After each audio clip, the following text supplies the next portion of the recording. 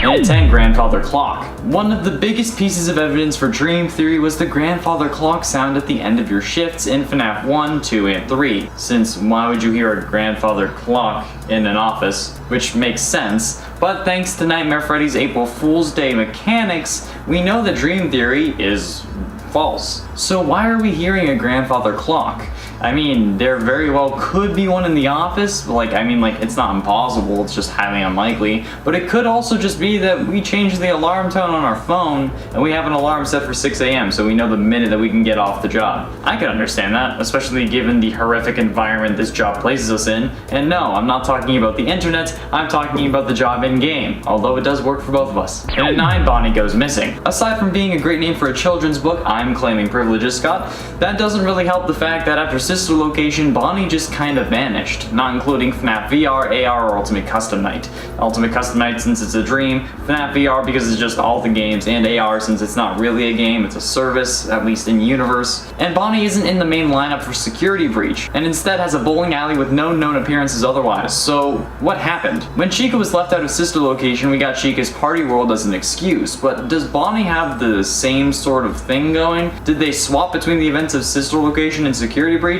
Like, what on earth is the deal here? Where did Bonnie go? And at 8, why did they make the games? We still don't know what games are the ones created by the Scott Cawthon stand-in in the FNAF universe, but we also still don't really know why either. We hear that he made them on his own to capitalize on the tragedies, which makes sense, but then we also have Tape Girl who tells us that Fazbear Entertainment hired this guy to make the games so that people wouldn't be so apprehensive about returning to their restaurants. That had to have been the way things went, because even we as fans of the series want a real-life Freddy Fazbear's, so I'm sure that in-universe these games have the same effect, whatever the games may be, which would also explain how they were able to expand, which is why that makes more sense than Scott doing it on his own, at least Scott's in-universe counterpart. Why did you have to do this though, Scott? Like, why must you torture me?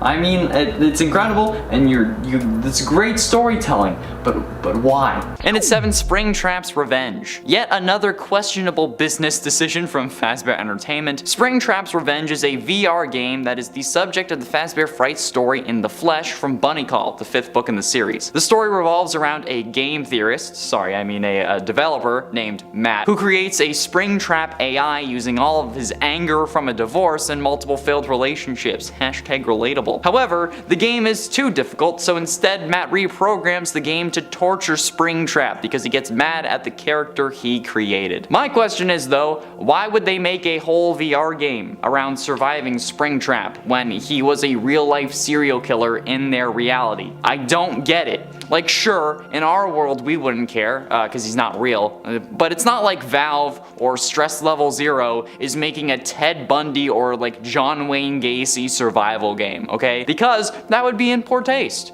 and way too real for anyone related to the victims of those killers. So, why would Fazbear Entertainment willingly make a video game revolving around the killer that ruined their reputation in the first place, not to mention was their CEO? It seems like a horrible idea. And it has greater implications for just how the series is in general. It's stupid.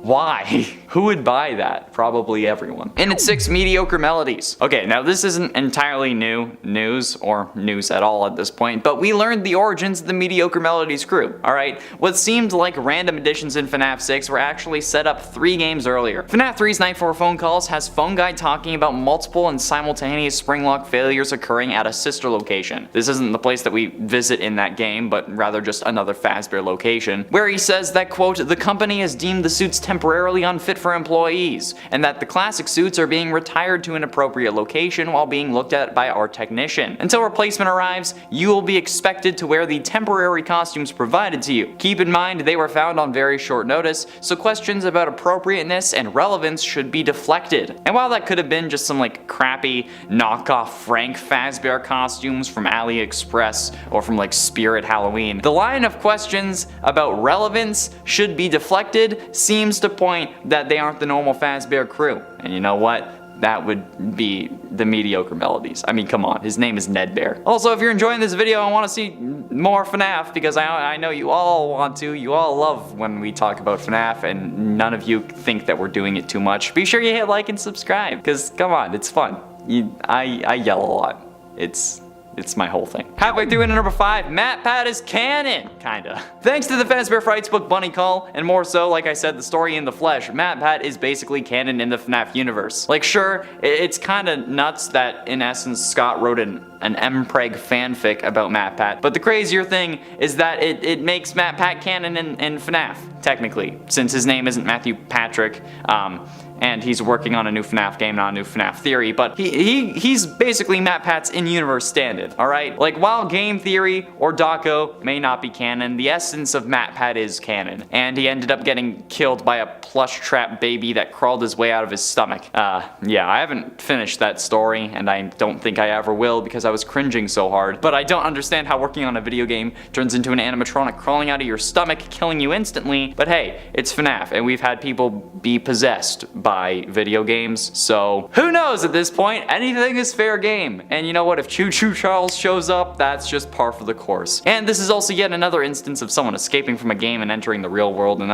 I don't want to deal with that. And there's also the one instance of someone saying, it's just a theory, and then the book pointing out that they say it like their favorite YouTuber. So yeah, MatPat and game theory are canon in the FNAF world. Or maybe game theory is like a true crime theory podcast, where the host at the end says it's just a theory to avoid any legal issues. Also, fun fact, I didn't know what MPreg fanfic meant until I had to look it up for this video. My sister told me. I was ashamed. In at 4, Cover Shadow. A while ago, I purchased the Freddy Files Updated Edition book, okay, in an effort to get more details and really find what things seem to be the most important about the series. It's an excellent place to find confirmed details, but one thing I noticed a while after getting the book was that there's a shadow on the front cover. If you look closely, or if you just actually can see what's going on, unlike me, you can actually make out the shape of a Freddy standing behind you, which I have to say is pretty damn terrifying, because this implies that basically anyone who learns about the Fazbear secrets because of this book, which is prevented like secret files on the cover, will get got by Freddy. Yeah, this makes me think that there is certainly something more to this company, definitely something more shady that we weren't considering or aren't considering or that just hadn't been presented yet. But it's still, it could not, it might not be that deep, but let's be honest, it's Scott, it probably is. So yeah, this one cover shadow shows us that Fazbear Entertainment is ready to silence anyone who learns too much for any reason, which is why I'm still alive. In at 3, Chris Afton. There are a lot of names for Crying Child, and I'm here to set the record straight. None of them have been confirmed. Crying Child isn't even a canonical name. I'm pretty sure it's just another name for the character because he was always crying, or was mostly crying. It's just another name that we gave him. The names I've been seeing recently are Chris, Norman, Evan, and Kyle, and I don't know where most of these came from. Evan comes from the security logbook, and most people seem to think that this is canon, but it's not. They've also had to really struggle to get the N as far as I could tell, so if you want to believe that, currently their name is Eve. Chris is random, and I'm pretty sure came from a FNAF-themed music video. Same thing with that car accident that apparently killed the mother. They're not actually canon. Norman isn't anywhere to be found either, and the same thing with Kyle, because I made that one up. But I'm certain that there will be at least one person who, when I said that, yelled, "Finally!" or something along those lines. Crying Child does not have a name. It's not a tiny detail, but it's something that a lot of people don't really think about. So if you have a detail but put it in the comments with a name that isn't confirmed, it could be about anyone, so I really tend to scroll past those, but I had to set the record straight, okay? No canon name for Crying Child. If you want to call him whatever, it's fine, but don't use it as evidence or say that it's confirmed or canon, because it's not. However, if they have solidly found evidence for all of the letters of Evan, please send the link to me on Instagram so I can like start looking around, like so I can actually see that. But until that point, it's not confirmed. It's even not confirmed after I see it. It's not like I'm the one confirming it, but you know what I mean. In at 2, passive mode. Shout out to Robert Vazvensky for posting this in the comments of part 9 as well. This really helped me. Why is it that out of the 2 shadow animatronics in FNAF 2, there's one that's passive and one that's aggressive? And why is Bonnie the aggressive one? Shadow Freddy's just chilling, slumped over, not really moving. But Shadow Bonnie will just come in and absolutely torment the hell out of you by flickering your lights and just overall being a tool. But why does this theme remain even after this game, with Shadow Bonnie being aggressive in FNAF AR as well? Is it just the spirits creating these figures that have different personalities, or is it a different emotion that created these A to begin with, or B, making one more aggressive than the other? I don't know, but it's hella interesting, because like, if agony caused Shadow Bonnie, but a different emotion caused Shadow Freddy, it would explain why Shadow Freddy is passive. Finally, in at number 1, Oblivious.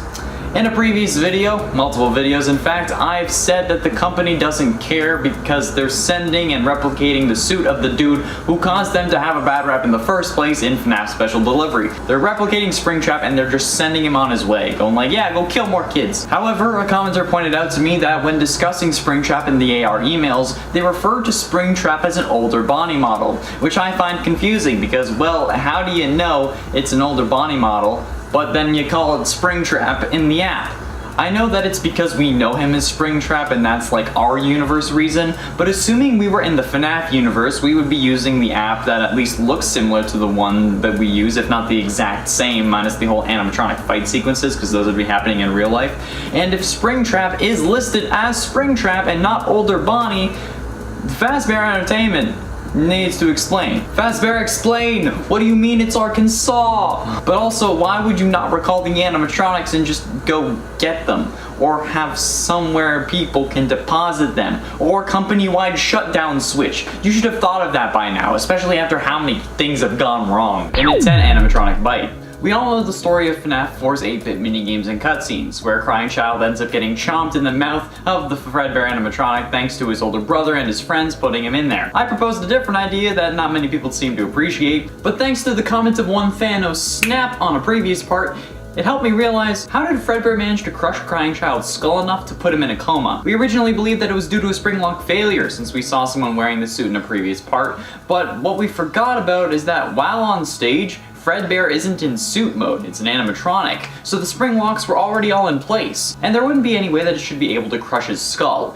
and the chomping force of the mouth is going to have to be way over regulation to be able to cause the amount of damage we see, and if the suit was capable of that, nobody would wear it. There is no feasible explanation that allows what we see on screen to be the actual scenario where Crying Child dies, so how did this actually happen? And does this go to only further enhance my explanation of this scene? Let me know your thoughts down in the comments and maybe we can work this out together. And at 9, Paper Pals. The Paper Pals are a group of paper plate versions of our favorite animatronics. Well, a couple of them. In FNAF 2, we can see paper plate versions of Bonnie, Freddy, and a human-looking one that might possibly be Balloon Boy. And while these may be crafts made by kids at the restaurant, or they might sell kits for you to be able to make these at home, where did the originals come from, and how can they move? In FNAF 2, the human-like Paper Pal can actually move from Cam 4, where it's originally found, into the office. And in FNAF 3, the 3 Paper Pals can do the same thing, using this teleporting mechanic seemingly at random. How can they do this? How can paper cutouts teleport between rooms? Is it a hallucination or something else? I don't know, and it terrifies me. Imagine all the paper cuts this thing would give if it jump scared you.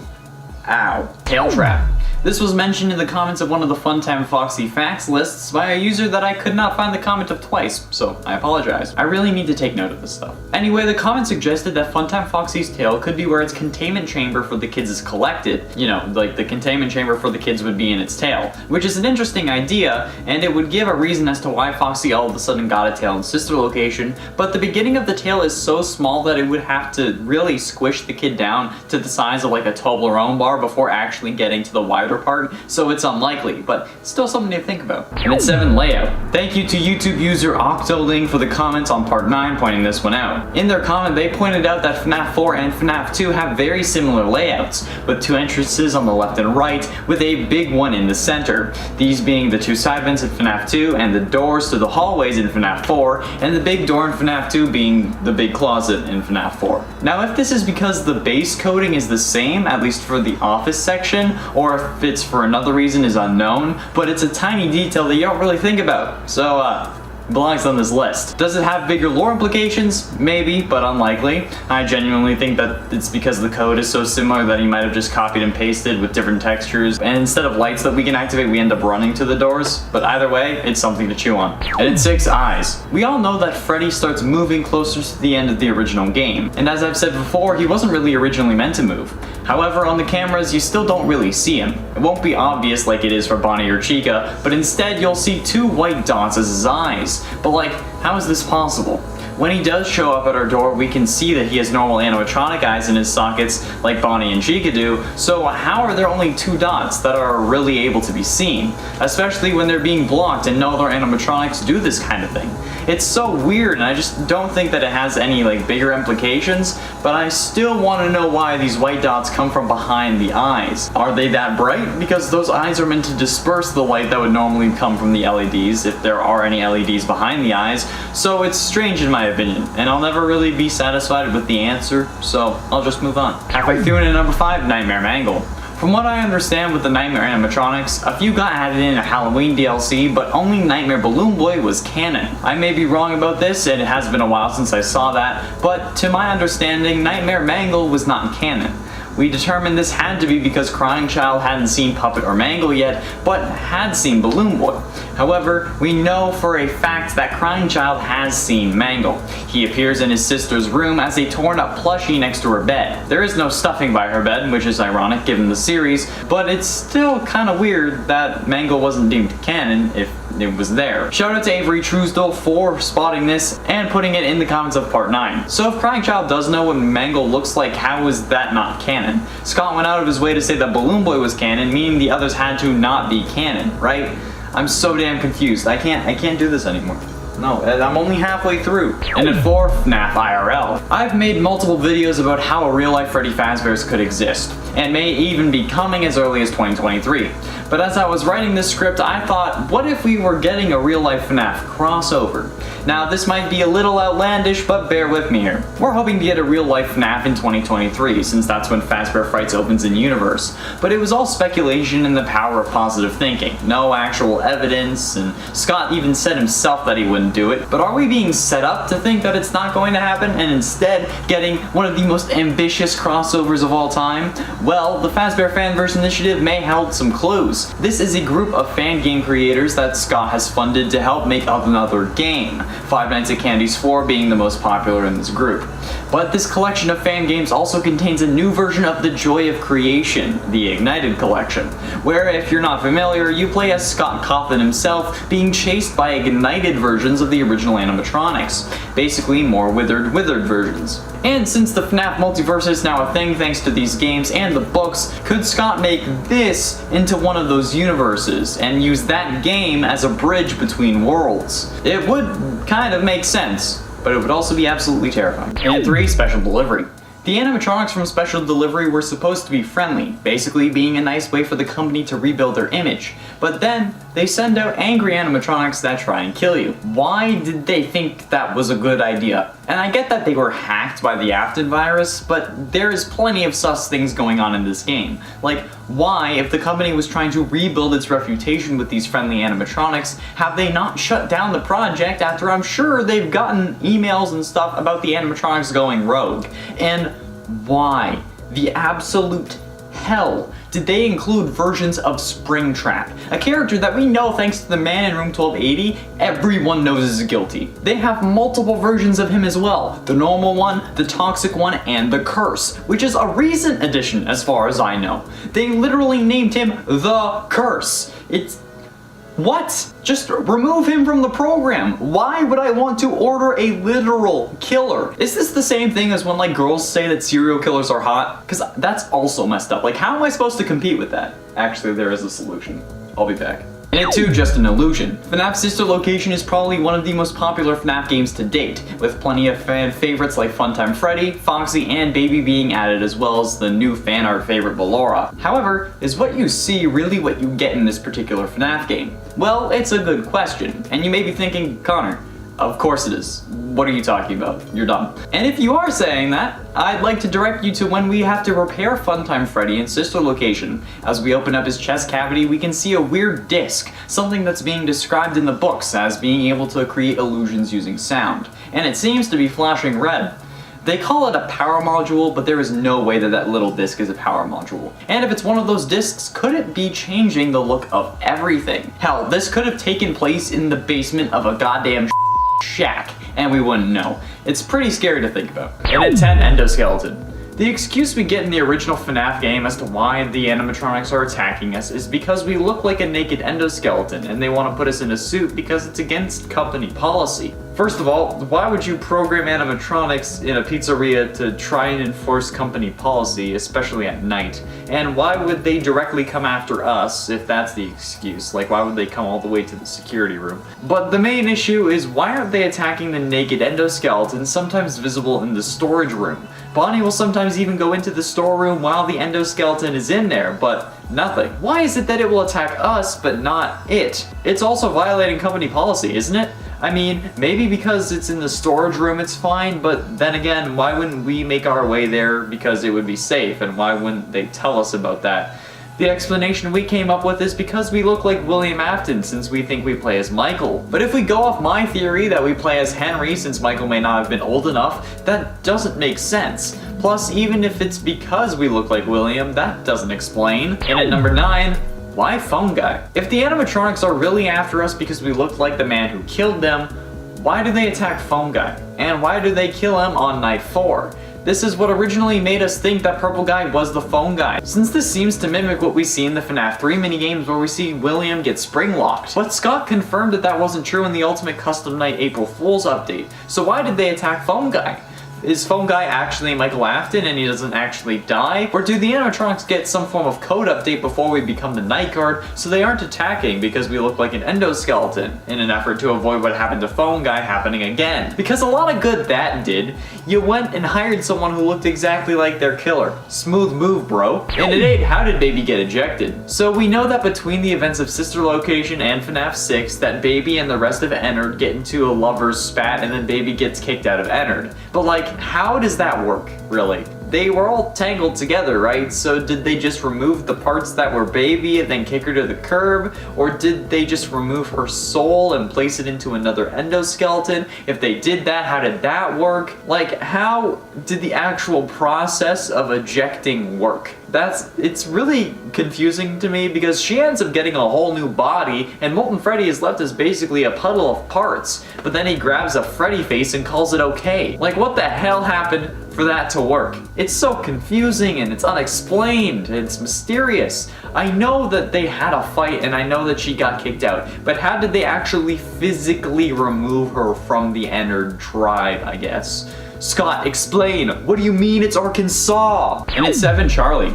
The original FNAF novel trilogy had a big plot twist at the end. In the FNAF novel The Fourth Closet, it's revealed that the main protagonist, Charlie, was actually the third in a series of 4 robots that were a recreation of Henry's daughter, who was killed at an early point in her life. However, the final version was incomplete and could also switch between looking like a real human, so much so that another character wanted to make Whoopi with them, to looking like Baby, you know, like the actual Baby animatronic, thanks to pins located around Baby's body like we see in the games. I've used this as evidence for another theory before, but we've never stopped to really ask how she's able to look so realistic. And it's a big point, because this is the same argument people use to try and debunk my theory. How does the skin work? In the novels, it's revealed that she actually has fake blood, which makes sense since, you know, if you get cut and you don't bleed, someone's gonna get suspicious. I hope. Which means the skin should be able to bruise. But where did this technology come from? It's so realistic, someone wants to see all of it, yet it's still fake. How is this possible? But more so, it also helps in my theory proving that my scenario is entirely plausible. I'm not moving from my stance that Michael Afton, or the Big Brother, in the games is a robot version of Crying Child created after Crying Child dies. In whatever happened, because obviously what we see isn't actually what happened. Because, like, there's no way Fredbear chopped it. How about we do it at number 5, Premonition? Now, I'm not talking about real psychic powers here, but what if the ending of Security Breach was pointed out to us way before even Sister Location was released? That's right, I'm talking about FNAF 4, baby! The stomach mouths of the animatronics is always assumed to be because Crying Child saw Elizabeth get scooped. But what if it was really foreshadowing the events of games to come? We know that Gregory will hide inside Glamrock Freddy. Perhaps while we're in there in first person, we will watch ourselves get crushed, helpless. That would be fun. However, I want Chica to be the one to step on me. I mean crush me. Yeah. Crush me. Getting close to the end in number 3, investigation. I talked about the police and how nobody seemed to bat an eye in a previous part, but I want to be more specific and find the real reason the police didn't investigate more. We know they did investigate thanks to the phone guy calls and Juniors from Midnight Motorist, but why didn't they investigate the smelly, oozing animatronics? The bodies were in there and they would know to investigate, especially when the place got shut down because the animatronics started oozing and leaking mucus and blood. Blood!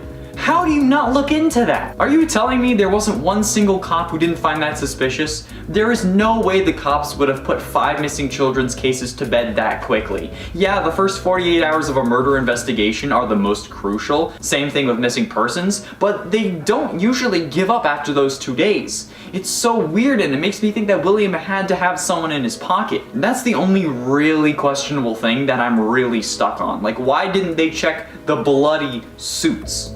It makes 0 sense from any perspective. And at 2, in-universe games. Thanks to Help Wanted, we learned about a series of games that were made by an in-universe version of Scott Cawthon.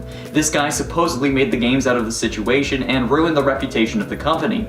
However, we then hear Tape Girl say that Fazbear Entertainment paid Scott to make these games. But we've heard so much about these games, but don't know what these games are. Some people think that it's the FNAF 2 minigames, others think the FNAF 6 minigames. There is a possibility that Security Breach is one of them, or FNAF AR, but we don't have a serious answer. Nothing is confirmed, and it's a big issue. Also, I know that it's not actually Scott, but he doesn't have a name yet, so I'm just gonna call him Scott. He used his own picture, it's what he gets. What do you think the in-universe games are? Do you think that we've seen them, or do you think we have yet to find one in-game? Let me know below, because I'm very confused and might need some help. In at 10, false conviction. On an old timeline video, Shauna S commented, quote, "Quick little theory. You know how in the first game it says the killer was convicted for the murders? If that's the case, I think Henry was falsely convicted, but since they couldn't find the bodies, he got 25 to 30 years and got out of prison when Fazbear Frights happened. It explains to me why he wasn't involved in the first few games. I will say I've heard a lot of different information concerning the missing children's incident, so my theory could be wrong, just wanted to put it out there." Honestly, Henry being falsely imprisoned, or at least falsely accused for the missing children's incident does explain a lot. Considering how there were no bodies though, there wouldn't be much forensic evidence. So the case would rely on circumstantial evidence to get a conviction. So the case could have dragged on for a while if it even went to trial. And if it was, it probably would have been going on until 1993 when the future Fazbear Frights location closed with William inside. 30 years is a lot of time for new evidence to come to light as well, and maybe Henry got out even earlier than that but didn't act until William was freed because he didn't really see a point. Well, the whole he was convicted thing could be explained away by Scott not thinking that there would be another game, let alone like 9 others. Maybe he just wanted to have the story of the killer end as well. Who knows? In at 9, the 4th child. Okay, I've proposed the idea that perhaps William and his wife, or baby mama, but most likely for this scenario, wife, would have had 4 kids instead of the 3 that we see in game. This was actually mostly based off The Immortal and the Restless, the TV series from Sister Location, where a woman is telling a character most assumed was meant to represent William that he had a son that was clearly his, but he was denying it. And after looking at genetics and then trying to explain it to people in my life who didn't really understand, it just goes to show how likely the actual scenario is. If the babies came out blonde like Elizabeth, William might just have thought that they weren't his. So what if later William realized that the baby was his and wanted her back? Or perhaps I'm wrong about the whole he denied it thing, and it was just a theory, until a comment from YouTube user Saber Sapphire on the Tiny Details Part 7 video from ages ago. I think we can all agree that Clara is an allegory for Mrs. Afton, and that William made Ballora as a way to cope with her loss. We can also agree that she's a mother figure to the Mini-Renas, and that's what got us all thinking that she was meant to be the mother in the first place, aside from her song at least. Well, Saber pointed out that the number of Mini-Renas that Ballora has is 4. Ballora has 4 children, and if she is meant to represent the mother of the Afton kids, this detail could solidify this theory even more. And maybe, just maybe, That's where Vanessa came from. And it ate the bite of 87. The survival logbook makes yet another unscheduled appearance in my life, but this time either solidifying or making the bite of 87 even more confusing. The bite of 87 being the mysterious incident where someone, presumably Jeremy from FNAF 2, gets his frontal lobe bitten off by an animatronic. We thought that we had the animatronic pinned as Mangle, but then Ultimate Custom Night comes along and proposed that maybe it was Toy Chica, using the line, "Where's my beak?" lodged in your forehead, of course. I mean, what else could that frickin' mean, right? However, I think the logbook can actually give us more of an answer as to who done did it. As if we could forget about the incident. That damn thing is ingrained in our brains so bad that we think the bite of 83 is the bite of 87, but it's not. Since, on page 87, we see a couple animatronic cage matches, with you determining the winner and then explaining why. On page 86, this is also the case, with both pages having debates between animatronics. However, Mangle is the only one that appears on page 87, and is clearly set up to win, being pitted against Balloon Boy. Chica is also present within these kind of cage matches, but she's on page 86 against Freddy, which is a much more fair matchup, okay? Maybe, like, is this Scott correcting us from what we thought in Ultimate Custom Night? I don't know, maybe. Tell me what you think in the comments. And at 7, Lorekeeper ending.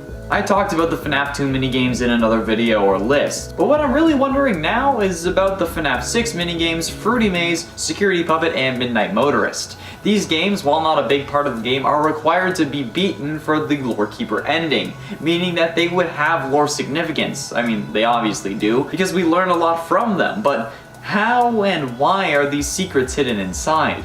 The Fruity Maze ends up gory and trailing blood, with William Afton and presumably Susie in the reflection. But like, how can we see the reflection if we're the ones playing? Security Puppet recounts the origin of the puppet and how Henry's daughter Charlotte died. And Midnight Motorist recounts later that night, after William had killed Charlotte and returns home. But how did these little secrets get put into the game? Was it Henry? Was it someone who knew the story of Freddy Fazbear's Pizza? Are these the games that were made by a rogue indie game developer? And are these games even real? Or are these sections just hallucinations or memories and they don't actually exist within the game? Are we just having flashbacks or is this all real time? I don't know. And it scares me. And at 6, why is Purple Guy smiling?